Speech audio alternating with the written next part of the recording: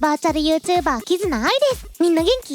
みんな忘れてるかもしれないけど、私の目標って覚えてます？そう、CM に出たい。でも漠然と言ってても仕方ないと思うわけですよ。CM を作る人たちも私とその商品との関連性っていうのがないと使いづらいじゃないですか。だから今回は私がどんな商品にも結びつくということを主張していきたいと思います。 CM 業界の偉い人、とくとご覧あれ。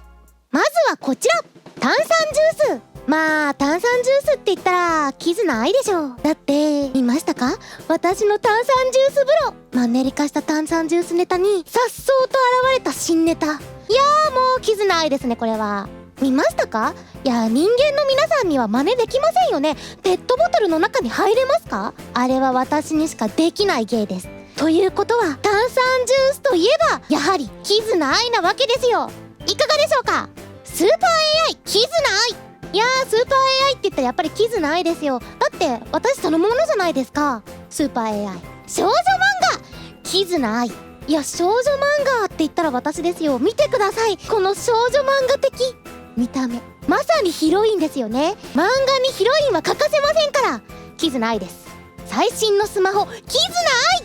いや、最新のスマホといえば AI、シリ先輩とか OKGoogle とか AI が欠かせないわけですよ。つまり AI 私です。ジャムパンといえば私キズナアイです。いやー、ジャムパンってほら種類あるじゃないですか。いちごジャム、ブルーベリージャム、あんずジャム、マーマレードとかいろいろあるわけじゃないですか。いろいろな変化を楽しめるわけですよ。いろいろな変化といえば私じゃないですか。スポンジといったらキズナアイ。いや、スポンジの柔らかさ、ふわふわしてるじゃないですか。まるで私の髪の毛みたいですね。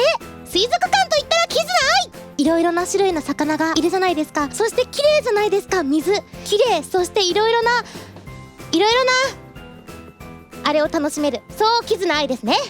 包丁キズナアイ。包丁のような切れ味、キレのあるツッコミとトーク力、キズナアイですね。冷蔵庫と言ったらキズナアイ。やっぱりですね、こう冷やすことも大事じゃないですか。私ほら冷やせますから、皆さんの心を時に温め時に冷やせますからね。キズナアイですよ。ボールペンと言ったらキズナアイ。ボールペンもほら日常的に使うじゃないですか。私も皆さんの日常に溶け込んでますよね。そういうことです。ゲームと言ったらキズナアイ。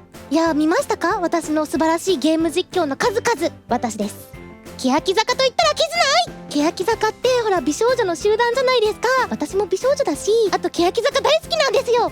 もし欅坂の CM に私が出たならば、この美しい声でナレーションをしてね、おと思わせるわけですよ。そしてですね、こう私ワンマンライブの映像もしっかりがっつり見ましたから、菅井様の「君がいない」でのこう美しい涙も何度も見ましたから、いっぱい話せます。アピールできます。いかがでしょう？音ゲーと言ったらキズナアイ。あら、音ゲーってこうなんとなくバーチャルな感じしませんか？私バーチャルだし関連性あると思うんですよ。もし私が音ゲーの CM に出たら音ゲーしちゃいますよ。めっちゃ AI ですから超できると思うんですよ。フルコンボみたいな、そんな感じです。ハイボールといえばキズナアイ。いや、ハイボールって皆さんに愛されてるじゃないですか。愛される名前にも入ってるし、実際に皆さんに愛されてるわけですよ。私どうですか？ CM にもし出るとしたら吉高由里子さんのウィンウィンみたいなやつあるじゃないですか。あれ完璧にマスターできますね。どうでしょうか？栄養ドリンクといえばキズナアイ。いや、もう私の存在そのものが栄養ドリンクみたいなものじゃないですか。元気出るでしょみんな。私が栄養ドリンクの CM に出たらもう栄養ドリンクを飲んでも元気になるし、 CM 見ても元気になるし、ウィンウィンって感じですね。大福といえばキズナアイ。見てください、私のほっぺ。大福みたいじゃないですか？美味しそうじゃないですか？もちもちですよ。私が大福の CM に出たらですね、この頭のリボンの大福を作ってくれるはずです。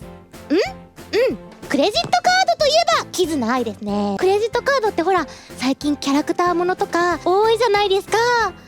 キャラクターといえば私じゃないですか。で、私がクレジットカードの CM に起用されたら出ちゃいますね、私のクレジットカードで。私のクレジットカードが出れば私のファンの方も着実にこういろんな方とつながっていけてるわけですから、売り上げもガッポガッポって感じですよ。どうでしょうか？